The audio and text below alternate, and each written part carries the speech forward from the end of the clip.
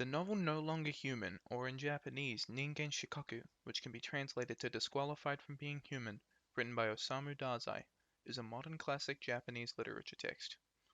The story details a character named Oba Yozo's descent into madness following his ostracism from society, which sees him put off his studies, leading to him attempting suicide multiple times, even becoming a morphine addict after trying to escape from his alcoholic tendencies. Many people speculate that rather than a work of fiction, this book is an autobiography of Osamu himself, as the stories that are told through the protagonist are akin to his own and are narrated in the first person. Something I found fascinating about this text is the quote, "As long as I can make them laugh, it doesn't matter how, I'll be alright. If I succeed in that, the human beings probably won't mind it too much if I remain outside their lives. The one thing I must avoid is becoming offensive in their eyes. I shall be nothing, the wind, the sky." I think it resonates with me because I can very strongly relate to it.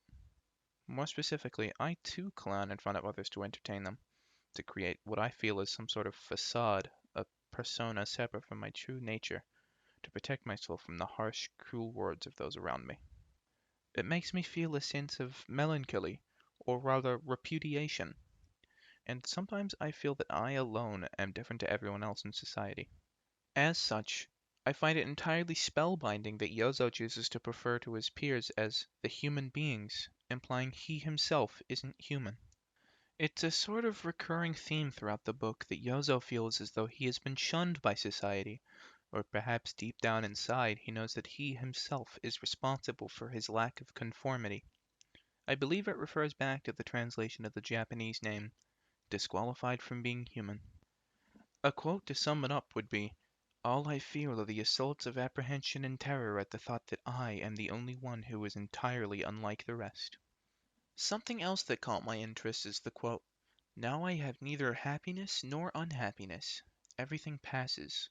That is the one and only thing I have thought resembled a truth in the society of human beings where I have dwelled up to now as in a burning hell. Everything passes."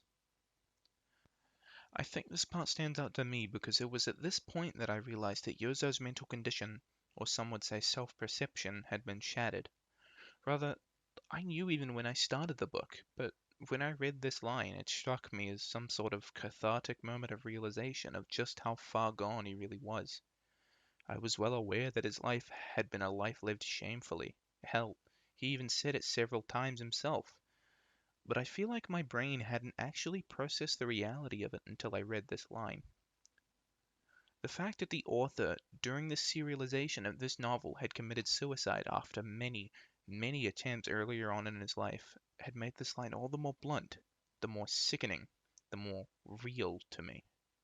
It left me feeling rather despondent. I believe Oba Yozo felt disconnected from humankind because he felt as though the connections he made with other people weren't genuine. He created a persona different to his own self, leading to him feeling like he was lying to everyone about who he really was. And because of this, he felt that the people that formed connections with him didn't really form connections with him, but rather an extension of himself, which made him all the more lonely. To explain further, in Japan, where the story is set, they distinguish these things as hone and tatamae. Hone is one's true feelings and desires, whereas tatamae is the behavior and opinions they display in public, the facade. Conformity in Japan is extremely important, as their society was built with the intention of making everyone the same. They call it wa, which translates to harmony. However, when used in this context, it implies what they believe is a peaceful unity and conformity within a social group in which the members prefer the continuation of a harmonious community over their personal interests. To me, this book serves as a lesson that being deceitful through these acts does not always lead to peace and harmony, despite what the Japanese believe.